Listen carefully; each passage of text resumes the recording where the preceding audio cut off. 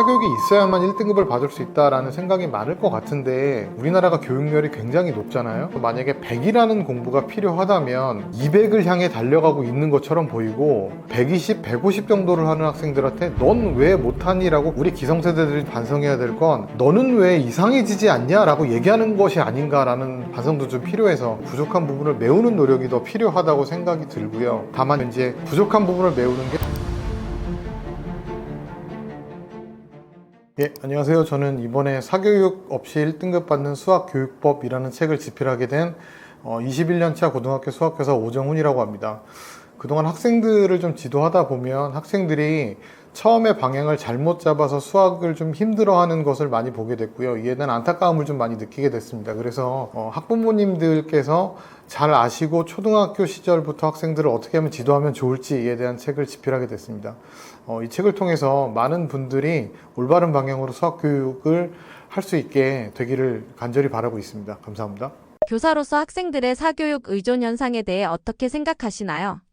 우선 공교육과 사교육 자체를 대치시켜서 생각하는 것이 과연 바람직한 일인가에 대한 의문은 가지고 있습니다. 공교육은 국가에서 학생들을 교육하는 기관이고 사교육은 학생들이 자기가 부족한 것을 메우는 거지 않습니까? 그러면 사실은 이게 교육 소비자의 선택의 문제이지 이게 과연 대치 구조인가에 대한 의문이 좀 있었고요. 그래서 저희 책 제목의 의미도 사교육 없이라는 말의 뜻이 사교육에 대한 비판보다는 사교육계에서 많이 하고 있는 예를 들면 선행학습이랄지 심화학습이랄지라는 것들이 제가 21년간 학생들을 지도하다 보니까 사실은 학생들 성적에 그렇게 결정적인 영향을 미치지는 않는다. 그러니까 결론적으로 그저 어떤 수단, 도구에 불과하지 않나. 그래서 정말 그거 말고 올바른 바른 방향이 무엇인가에 대해서 고민했으면 좋겠다는 생각이 좀 있고요. 이걸 보시는 많은 분들도 아시겠지만 저희가 매년 전국 수석 학생들을 보면 인터뷰가 거의 비슷하지 않습니까? 예를 들면 학교 수업에 충실했고요. 교과서 위주로 공부했고요. 근데 가만히 지켜보면 우리가 그 얘기를 들으면서 불신을 보내기도 하고요. 사실은 좀 비웃기도 하고 심한 경우는 개그 소재로 사용하기도 하는 것 같습니다. 근데 입장을 좀 바꿔놓고 생각해보면 그 해에 공부를 가장 잘했던 사람이 자기의 방법을 그대로 얘기해주고 있는데 그 사람보다 공부를 못한 사람이 그건 거짓말일 거야 라고 얘기하는 현실이 맞는 것인가. 교사의 입장에서는 어떤 생각이 좀 드냐면 학교 수업에 충실하게 공부하는 것과 교과서 위주로 공부하는 것이 과연 어떤 의미인지를 잘 파악하지 못하기 때문에 자기가 아는 선에서 판단하고 하는 일종의 건방짐이지 않나 라는 생각도 좀 하고는 있습니다. 그래서 사교육 의존 현상이 이것과 좀 결부해서 생각을 해보면 가장 큰 문제는 요즘 학생들이 공부를 잘 못한다 라는 생각을 좀 가지고 있습니다. 근데 우리가 공부를 못한다는 개념이 사실은 대명사처럼 성적이 낮다라고 생각을 많이 하잖아요. 근데 성적이 낮다의 측면이 아니라 공부라는 행위를 잘 못하는 것이 아닌가. 그러니까 공부를 동사로 봐야 되지 않나라는 생각을 좀 많이 하고 있고요. 아마 이거는 학교든 학원이든 어디든 집단으로 공부를 하고 있고 정해진 커리큘럼을 따라가다 보니까 사실은 정작 자기한테 중요한 부분을 잘 채우지 못하는 것들이 있지 않나. 그리고 너무 초등학교 때부터 교과 내용에만 집중하다 보니까 심리적 요인을 좀 평가절하하지 않았나. 그래서 혼자 좀 고민하는 시간이 좀 필요할 것 같고요. 이런 면이 아주 많은 사람들이 얘기를 하고 있잖아요. 근데 그게 학습 태도나 자세의 문제라기보다는 좀 다른 식으로 아이들을 해결해 줘야 되지 않나 라고 생각이 좀 들고요. 그래서 결국 공부하는 법을 잘 배우지 못한다는 생각을 많이 합니다. 쉽게 얘기하면 우리가 아이가 어렸을 때 초등학교 시절 아니면 입취학 전에는 양치하는 방법, 옷 입는 방법 그렇게 열심히 가르쳐 줬는데 공부하는 법에 대해서는 사실은 잘 안 알려준 것 같아요. 그러니까 하위권 학생들이 점점 늘어나고 게다가 코로나를 좀 겪으면서 오히려 더 양극화가 좀 심해지는 현상이 학교에서 좀 보이긴 합니다. 그러니까 쉽게 얘기하면 학교에서는 수업을 할 때 중위권 대상으로 수업을 할 수밖에 없잖아요. 근데 실제로 상위권 학생들은 선행학습을 다 하고 와서 다 알고 있고 하위권 학생들은 잘 못 따라가고 정작 수업이 대상이 되는 학생들은 없는. 그래서 정말 중요한 건 부족한 걸 어떻게 메우느냐가 제일 중요한 거고 부족한 걸 메우는 거에 대한 것들을 어떻게 우리가 준비할 수 있을까를 책에다 좀 심어두고 싶었습니다. 결국 공교육이든 사교육이든 공부를 제대로 하면 되지 않나. 누구든 잘할 수 있다라는 생각이 이 책을 집필하게 된 주요 이유 중에 하나라고 생각을 합니다. 사교육 없이도 수학 1등급을 받을 수 있을까요? 이런 질문이 사실은 책이 집필되고 나서 참 많이 받았던 것 같아요. 근데 제가 그동안 아이들을 가리키다 보면 이게 질문 자체에 약간 모순이 좀 있는 것 같다라는 생각이 들 때도 있습니다. 이 질문을 하신 분들이. 왜냐면 사교육 없이도 1등급을 받을 수 있나라는 의문이 든다는 거에 깔려있는 얘기는 사교육이 있어야만 1등급을 받을 수 있다라는 생각이 많을 것 같은데, 제가 그동안 지도해보면 사교육 여부가 그렇게 수학 성적에 큰 영향을 미치지 않는 사례들도 있었습니다. 그러니까 예를 들어서 전학교에서 보면 1학년 때 내신이 5등급이었던 학생이 하나 있었어요. 근데 그 학생이 2학년 때 거의 2등급까지 올라갔다가 3학년 때는 급기야 1등급을 만들어 버려가지고 굉장히 높은 성적을 가지고 있었는데, 이 학생이 중학교 때 1학년 거만 선행학습을 하고 왔던 학생이 있습니다. 2학년 때부터는 사교육을 하지 않고. 그럼 이 사례만 본다면 사교육 없이도 충분히 가능한가? 라고 생각이 될 수도 있지만, 어떤 학생은 지금 현재 저희 학교에 있는 학생인데 수학을 굉장히 잘해가지고 저희가 농담 삼아 1년 내내 보는 시험에 틀린 개수가 5개를 넘지 않는구나 라는 학생이 있었어요. 이 학생은 중학교 때 혼자서 선행학습을 했었고 사교육도 거의 많이 받았던 학생들이거든요. 또 그 외에도 서울대 의예과를 간 학생들도 한 대여섯 명 있는데 절반 정도가 왔다 갔다 했습니다. 그러니까 우리가 수학 1등급을 받기 위한 선결 조건이 사교육 여부, 선행학습 여부 또는 재능이라고 생각을 하는 것 같은데, 너무 이렇게 강조하다 보니까 이게 정말 필수 조건처럼 여겨지는 것 같기는 합니다. 근데 우리나라가 교육열이 굉장히 높잖아요. 그러니까 학생들의 학습량이 너무 상향 평준화돼 있는 것 같고 진도도 너무 빨리 나가는 것 같아서 현직 교사 입장에선 이런 생각이 좀 들기도 해요.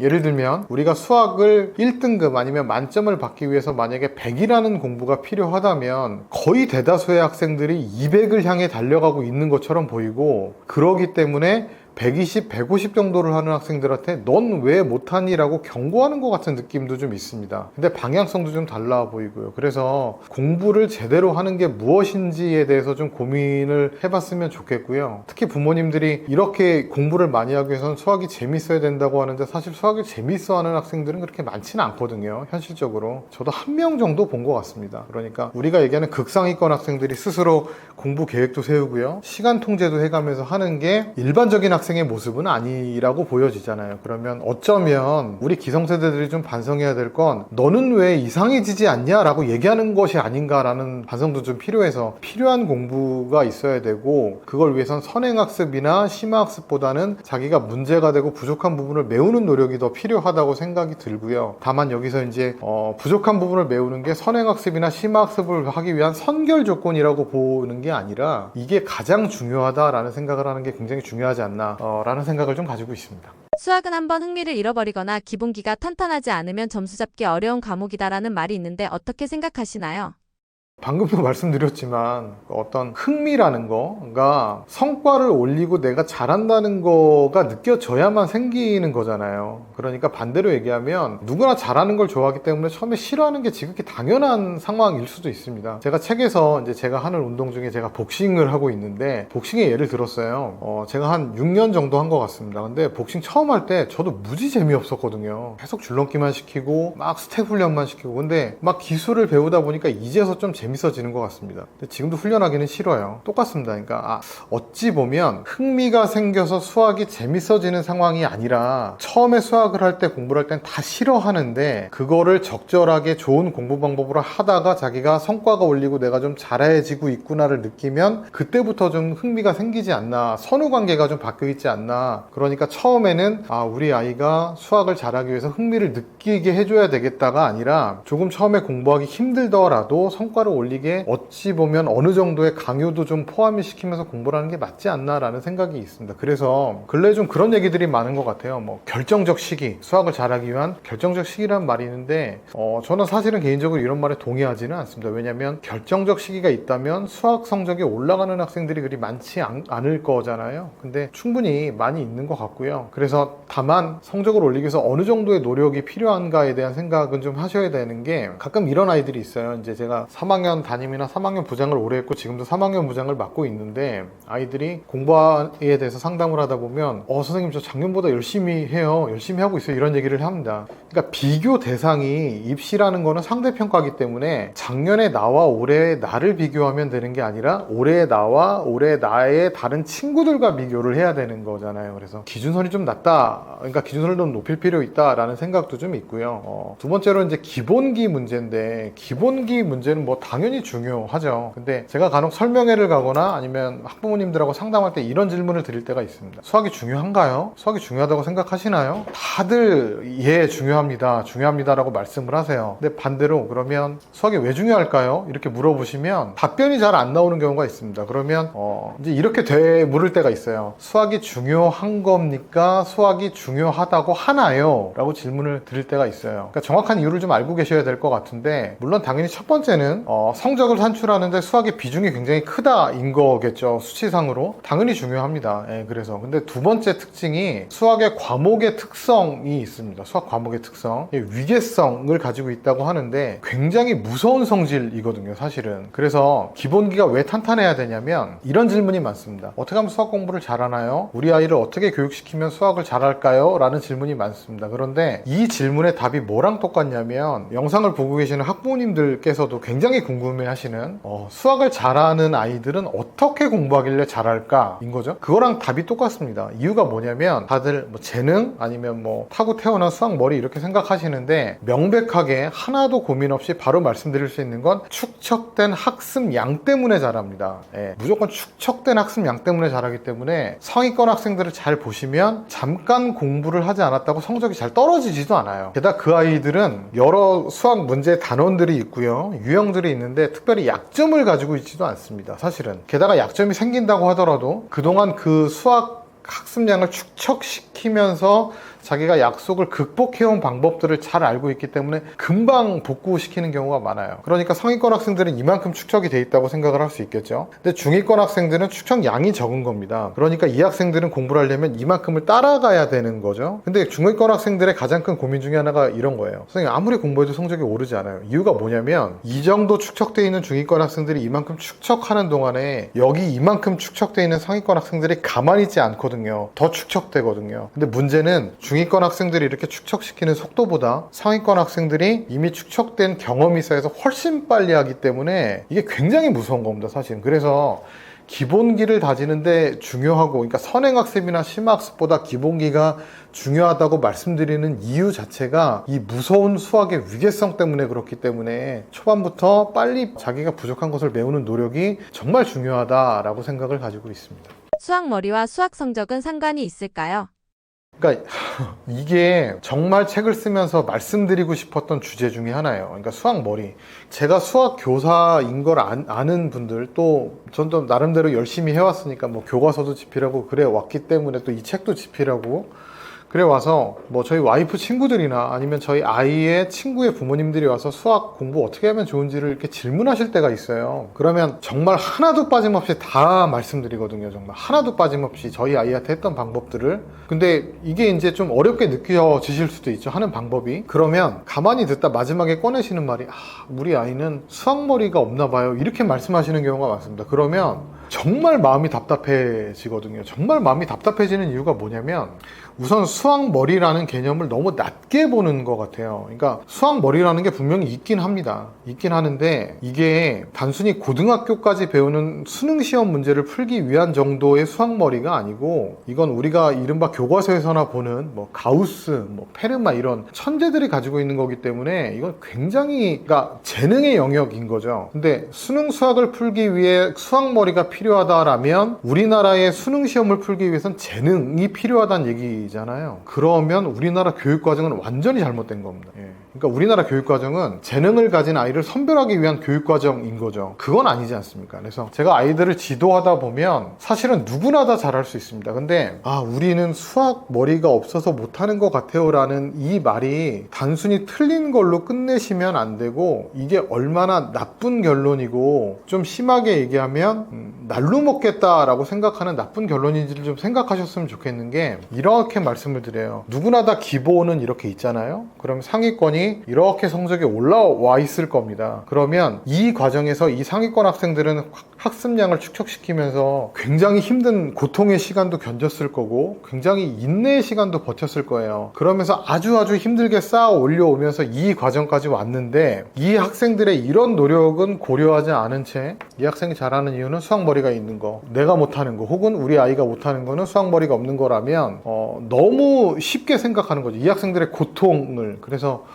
제가 책에 예를 들었던 것 중에 하나가 이런 거예요. 제가 자동차를 개인적으로 좀 많이 좋아하는데 가끔 그러지 않습니까? 자동차의 광고를 보면 최고 성경 250km, 200km 이러면 분명히 이 차가 빠를 것 같긴 같은데 이게 한국에서 이 차가 필요할까? 이런 생각이 들기도 해요. 우리 앞에 250km, 최고 시속 250km인 차랑 200km인 차가 있다고 생각을 해보면, 우리가 아침에 서울에서 아침에 이 두 차 중에 한 차를 타고 출발을 할 건데 부산으로 갈 거고, 예를 들면 점심쯤 약속이 있어요. 물론 250km인 차가 더 빨리 도착할 수도 있고 더 안정적으로 도착할 수도 있겠죠. 근데 분명한 건 200km인 차도 안전 운전만 한다면 충분히 제 시간에 부산까지 도착할 수 있습니다. 그러니까 수학에 있어서의 수학머리는 이 정도 차이에 지나지 않는 거예요. 누구나 갈 수 있습니다. 그러니까 핑계처럼 느껴집니다.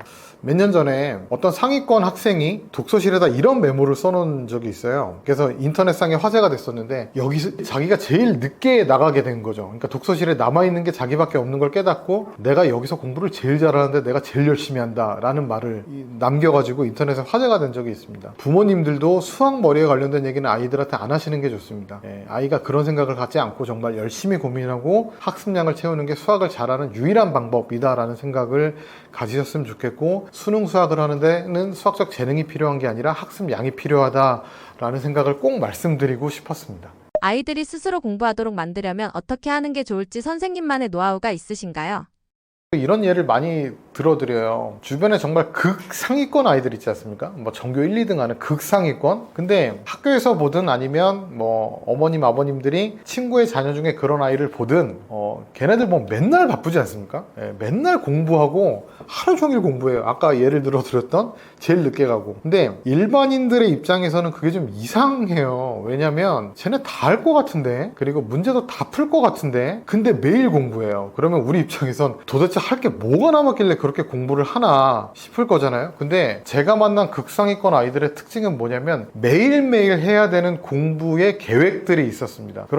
그리고 이 아이들한테 물어보면 자기가 열심히 하는지도 몰라요. 그러니까 자기는 그냥 해야 될 일을 했을 뿐인 거죠. 그러니까 좀 농담 섞어서 심하게 얘기하면, 극상위권 아이들은 거의 매일매일의 계획이 있기 때문에 하루라도 자기가 놀아버리면 자기 계획이 수능 다음날 끝나버리는 거예요. 그러니까 그렇게 바쁜 겁니다. 그래서 스스로 공부하려면 어떻게 하는 게 좋은가에 대한 얘기를 들을 때마다 계획 세우기를 많이 말씀을 드립니다. 계획. 근데 대부분 계획을 세우라고 하면, 계획을 세우는 목적은 자기의 부족한 부분을 채우는 거잖아요. 그러니까 우선 부족한 부분을 알고 있는 게 제일 중요하고, 계획에 대해서 얘기를 하다 보면 세우는 거에 집중하는데 지키는 거에 집중하는 게 굉장히 중요합니다. 그러니까 지켜본 사람들은 많지 않은 것 같아요. 그래서 계획을 지키면서 스스로 공부하게 되는 거고요. 두 번째로는 수학의 기초를 다지면서 혼자 공부하게 된다라고 말씀을 드리는데, 수학의 기초라고 말씀드리면 대부분 어떤 얘기들을 많이 하시냐면 기본 교과 내용을 얘기를 많이 하세요. 그래서 선행학습 등으로 해왔다라고 얘기하시는데, 저는 개인적으로 수학적 사고 능력도 수학의 기초라고 생각을 하거든요. 근데 그게 뭡니까? 라고 얘기를 하다 보면 이게 좀 애매해요. 뭐라고 얘기하는지. 그 설명드릴 때 요리로 예를 많이 들어드리거든요. 저는 요리를 정말 못합니다. 그래서 저는 제가 컵라면을 끓여도 맛이 없더라고요. 근데 간혹 보면 예를 들면 우리들의 부모님들 아니면 어머님들, 아버님들 보시면 레시피가 주어지지 않았는데도 뚝딱뚝딱 요리를 만들어내시고, 간혹 가다가는 처음 보는 요리를 이렇게 몇 번 드셔보신 다음에 집에서 따라 하시기도 해요. 너무 신기하죠, 저 같은 사람이 보기에는. 그러면 이제 생각을 해보는 겁니다. 그분들은 왜 잘하실까? 아마 그분들도 처음 요리를 배워 오시면서 여러 가지 요리를 만들다가 실패도 해보시고, 간도 잘못 맞춰보시고, 물의 양도 잘못 맞춰보시다가 요리를 이것저것 실패하시다가 생긴 어떤 사고방식이 있으실 겁니다. 그게 요리를 하는 사고 능력이겠죠. 수학도 마찬가지예요. 마찬가지예요. 그래서 수학도 여러 번 실패하고 여러 번 시도하면서 겪는 사고 능력이 중요하기 때문에 아까 축적된 학습량이 중요하다고 말씀을 드리는 거고요. 공부할 때 주목해야 될 건 이런 거를 좀 잘 생각해 보시면 좋을 것 같아요. 그러니까 크게 수학 공부는 두 가지가 있죠. 개념 학습과 문제풀이 학습. 개념 학습에 대한 생각을 좀 잘 하셨으면 좋겠는데 이 범위 설정이 굉장히 중요한데요. 특히 성적이 잘 안 오르고 혼자 공부를 잘 못하는 학생들은 성과가 잘 안 나오니까 못하는데 이유가 뭐냐면 개념 학습이 잘 안 돼 있는 경우가 많습니다. 라고 얘기를 꺼내면 했는데요? 라고 얘기를 해요. 어떻게 했냐? 그러면 이렇게 앉아가지고 공식을 이렇게 외우는 거죠. 근데 우리가 얘기하는 개념 학습이라는 건 어떤 측면이 있냐면 수학에서는 어떤 단원이 하나 있거나 개념이 하나 있으면 이 개념을 묻기에 가장 적절한 그동안 역사적으로 증명되어 아주 정제된 문항들이 있습니다. 그걸 우리가 대표 유형 문제라고 부르거든요. 개념 학습이라는 건 공식을 익히고 그 대표 유형 문제까지 풀어놔야 끝나는 겁니다. 근데 거기까지 하지 않고 공식만 익히는 경우가 많아요. 제 말이 좀 더 쉽게 이해가 되시게 도움을 드리자면 아이가 처음에 연산 연습을 할 때 구구단을 알려주시고 외우게 시키셨을 거예요. 구구단 처음에 외우게 하고 문제 풀게 하면 잘 못하죠. 왜냐면 수학의 공식이나 방식들은 외운다고 해결이 되는 게 아니라 사용을 해야만 익혀집니다. 그러니까 구구단도 여러 번 사용해야 익혀지는 거고요. 중학교 공부할 때 인수분해를 잘 못하는 이유는 인수분해 공식을 외우지 않았기 때문이 아니라 여러 개 해보지 않았기 때문에 그러는 거거든요. 그래서 대표 유형 문제까지 푸는 게 중요하고요. 문제풀이는 해설지를 만들어봐라 라고 많이 시킵니다. 혼자 풀이를 써봐라. 이게 뭐냐면 내가 한 줄 한 줄 넘어가는 동안에 그 풀이 과정을 쭉 써봐야 문제풀이 능력이 키워지는데 그냥 이렇게 문제 풀다가 모르면 해설지 보고 아니면 선생님 수업 듣고 이렇게 베껴 쓰다 보면 따라하는 거에 지나지 않거든요. 그럼 어떤 문제가 생기냐면 기성세대분은 그 생각을 해보시면 좋을 것 같아요. 우리가 내비게이션 켜고 운전하잖아요. 근데 내비게이션 켜고 운전하다 보면 목적지까지 잘 갑니다. 근데 문제는 가다가 예를 들어서 내비게이션에 나타나지 않은 사고가 있거나 접촉사고가 있거나 교통통제가 있으면 다른 길로 돌아가야 되는데 그걸 못하게 되는 거잖아요. 그러니까 결국 역설적으로 내비게이션을 쓰면 쓸수록 길을 더 모르게 되는 거죠. 그러니까 마찬가지입니다. 해설지도 직접 써봐야 되고 제가 이거를 문제 경영 능력이라고 책에서 혼자 표현을 했는데 그런 능력을 갖추게 해야 되는데 굉장히 힘든 과정이에요. 그래서 중학교 때부터 좀 아이들한테 연습을 시키다 보면 재미가 느껴지면서 스스로 학습하는 데 도움이 되지 않을까라고 생각을 하고 있습니다. 아이들이 스스로 공부하도록 만들려면 어떻게 하는 게 좋을지 선생님만의 노하우가 있으신가요?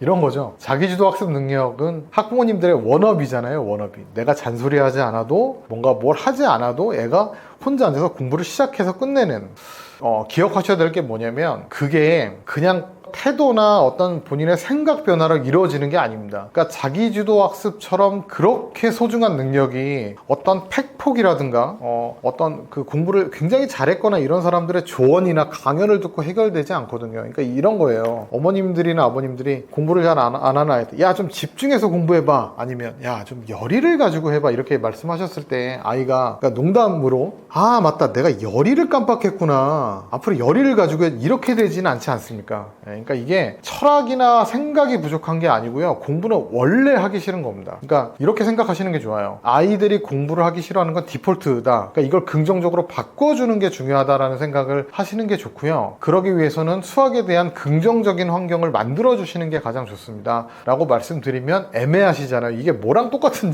답이냐면 선생님 어떻게 하면 성적이 올라요? 입시를 성공해요? 국영수를 중심으로 열심히 해라는 피상적인 답이거든요. 사실은. 그래서 구체적으로는 어떻게 생각하시는 게 좋냐면 아이가 나한테 징징거림이 가능하게 만들어주시는 게 좋습니다. 어떤 측면이냐면 공부 힘들어, 나 어려워 이렇게 징징거리면서 엄마가 나랑 아빠가 나랑 상의하는 환경을 만들어 주셔야 되고 협동해서 문제를 해결하는 거를 만들어 주셔야 되거든요. 어떻게 하는 게 좋을까요? 라고 질문을 많이 하세요. 뭐를 알려주셔야 되냐면 위기에 닥쳤을 때 움직여야 된다. 해결책을 위해서 그걸 보여주셔야 되고 그걸 말로써 야, 문제가 생기면 움직여봐. 해결책을 찾아봐가 아니라 몸으로 계속 같이 초등학교 때부터 중학교 때부터 어렸을 때부터 움직여 주시면서 수학이 어려워? 어느 단원이 어려워? 어떻게 하는 게 좋을 것 같아?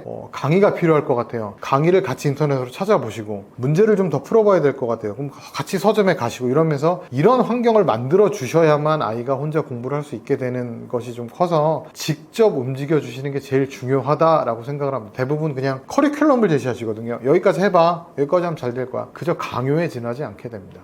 만약 부모가 아이 수학을 지도할 때 유의해야 할 것들이 있다면 어떤 게 있을까요?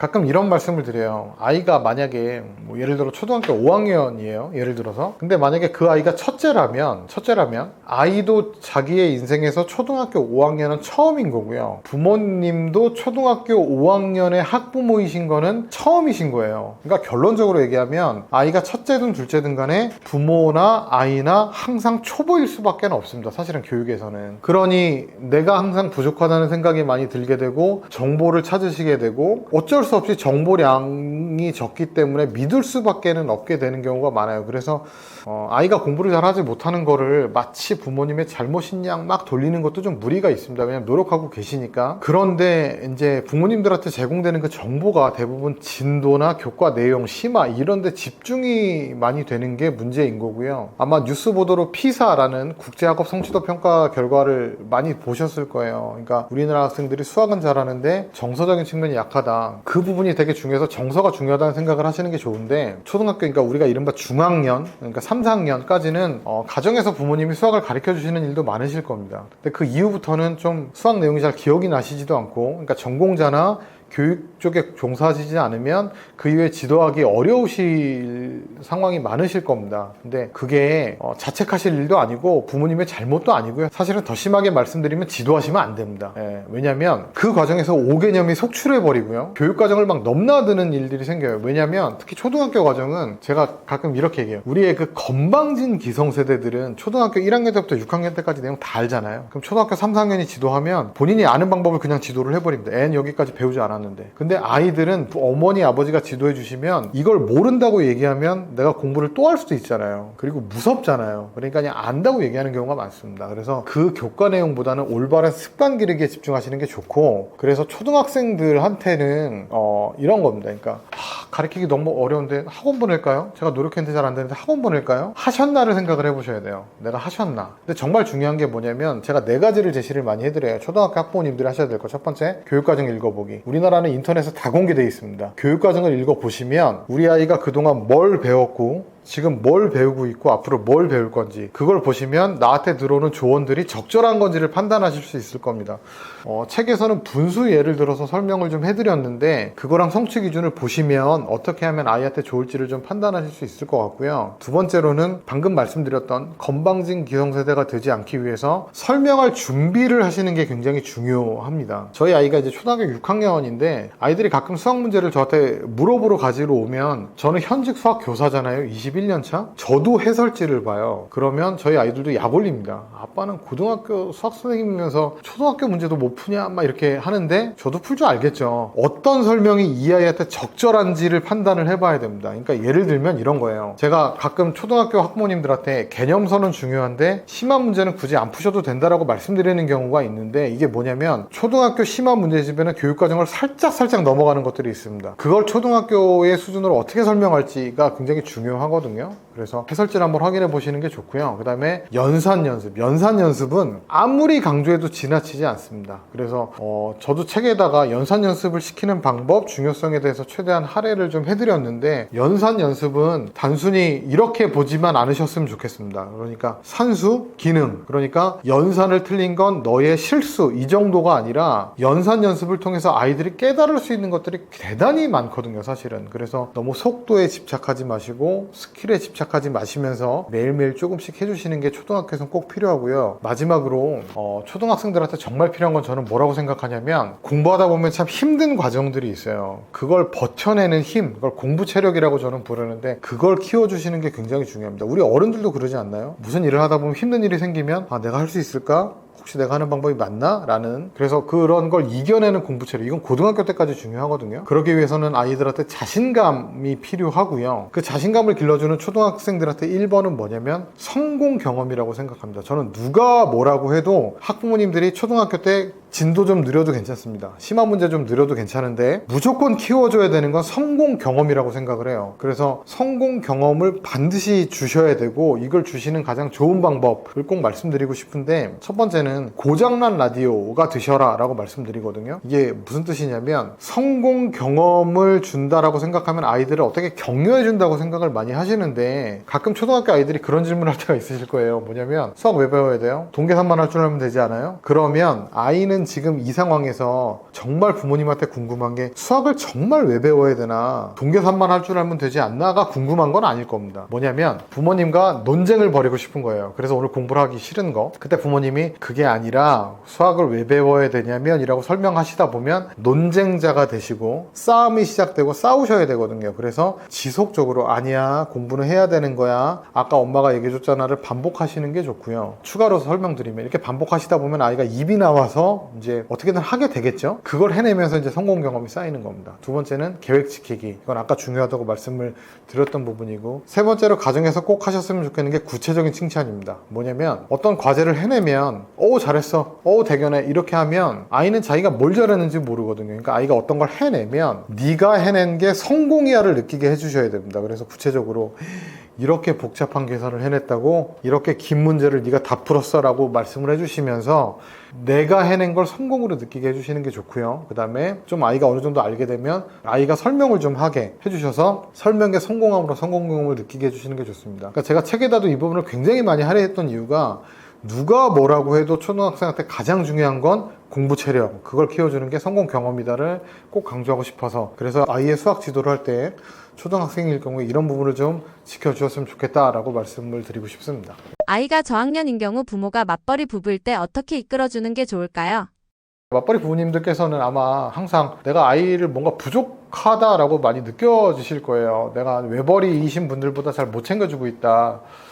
그러다 보면 너무 많은 목표를 세우시게 되는데, 사실 아이가 공부를 제대로 하는 경우는 외벌이 부모님도 그렇게 많이 뭘 해주시지는 않거든요. 근데 문제는 뭐냐면, 아까도 계속 강조드렸던 게, 맞벌이 하시는 분들은 결국 급하시니까 진도에만 열중하게 됩니다. 진도. 그러면 중요한 걸 놓치게 되거든요. 근데 사실은 여기 혹시 맞벌이 하시는 분들이 보고 계시다면 가슴에 손을 얹고 한번 생각해 보시면, 진도나 심화에 열중하는 게 부모 입장에서 제일 편한 겁니다. 왜냐하면 학원 보내놓으면 끝이니까. 그러니까 챙기는 게 더 어려운 일이거든요. 그래서 꼭 힘드셔도 아이가 푼 문제집은 꼭 채점만은 해주시기를 꼭 말씀을 드립니다. 왜냐하면 아이를 지도할 때 가장 중요한 건 아이가 어느 정도 할 수 있는지, 그리고 어느 정도 하는지 이거든요. 그래서 관찰이 제일 중요한데, 맞벌이 하시는 분들께서는 직장에 계시다 보면 아이가 공부하는 시간에 같이 있지 못하는 경우들이 많잖아요. 애가 푼 문제를 꼭 채점하시면서 아이가 어느 정도 틀리고 있는지, 어느 정도 맞추고 있는지를 보시는데,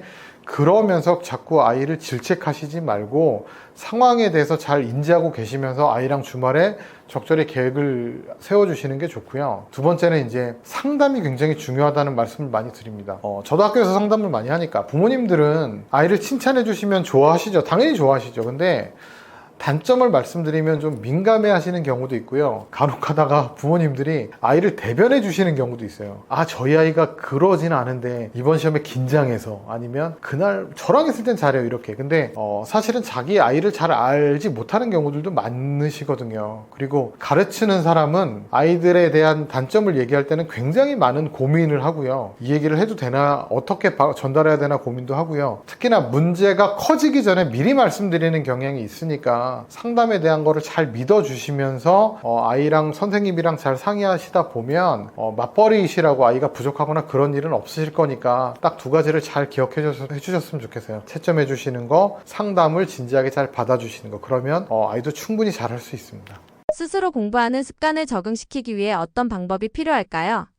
그러니까 아까도 말씀드렸지만 스스로 공부하는 습관이 이제 우리가 자기주도 학습 능력이라고 하는데, 정말 워너비죠, 워너비. 대략 한 40대 정도 연령대이신 분들이면 어린 시절에 그 영화가 기억이 나실 거예요. 그러니까 이런 영화가 있었습니다. 행복은 성적순이 아니잖아요. 굉장히 제목이 파격적이어서 저도 내용은 기억나지 않는데 제목은 기억이 나거든요. 그 학교에서 보면 정말 성적은 행복순이 아닙니다.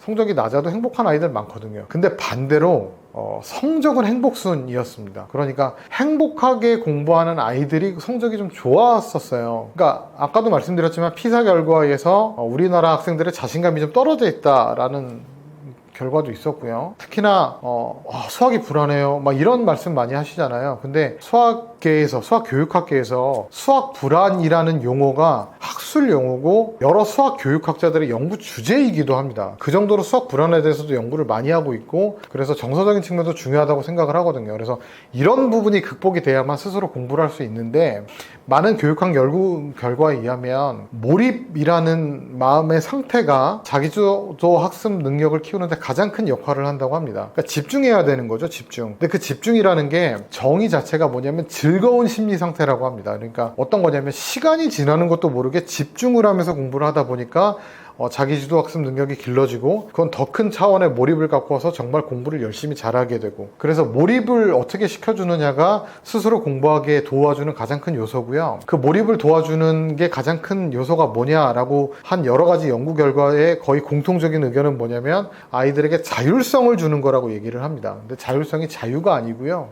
어떤 방식으로 주는 게 가장 좋다고 얘기를 하냐면, 첫 번째는 공부하는 데 있어서 일관된 규칙을 적용하고, 언제 공부하고 언제 쉬고 이런 일관된 규칙, 그리고 어떤 과제를 선택할 때는 아이들에게 선택권을 부여해주고, 혹시 부모님의 의견을 제시하시고 좀 관철시키고 싶으실 때는 적절한 의견을 제시하고 아이에게 적정한 과제를 부여하면 아이들에게 자율성이 생긴다고 합니다.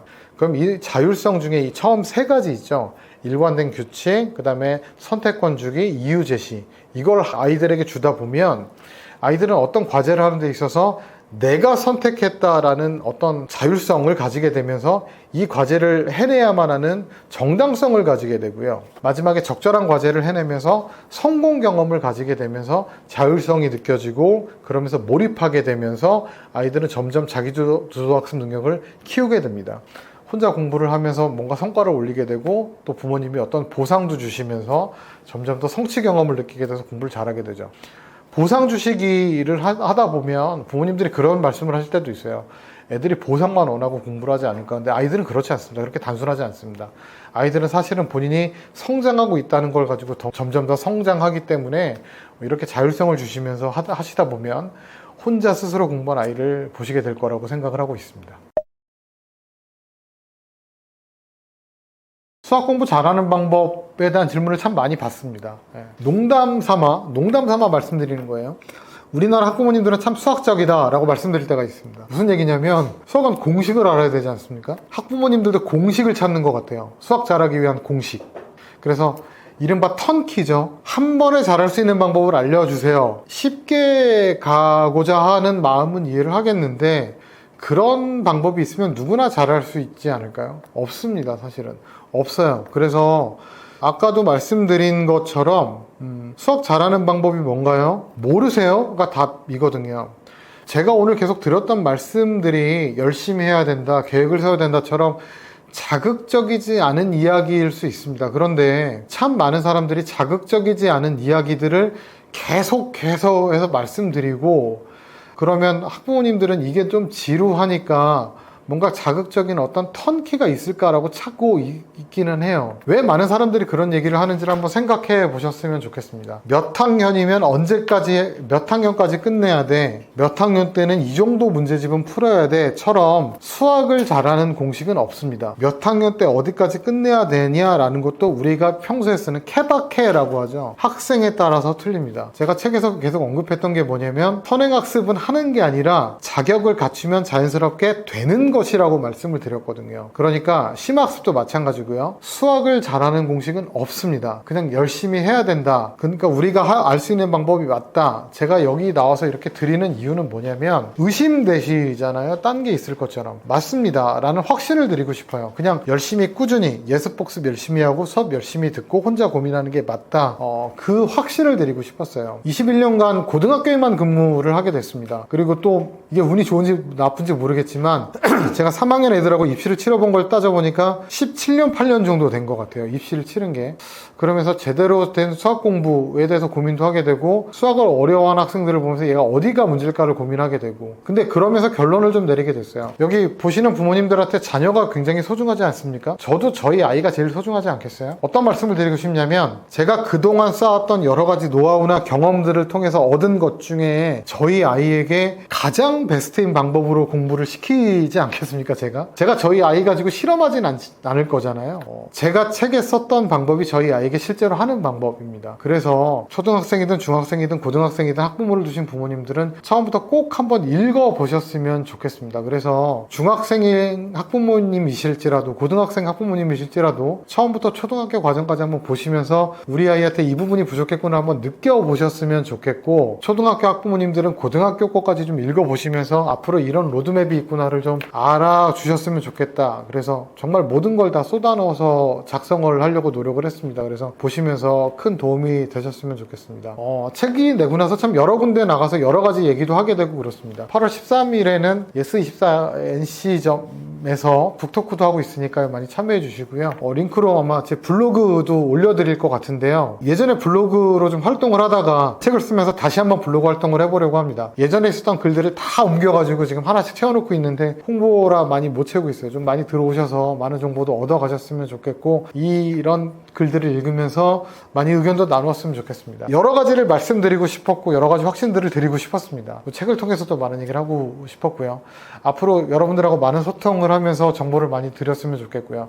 책을 통해서 정말 보시는 모든 분들의 자녀분들이 점점 더 제대로 된 공부 방법으로 수학의 고수가 되기를 정말 간절한 마음으로 응원하겠습니다. 감사합니다.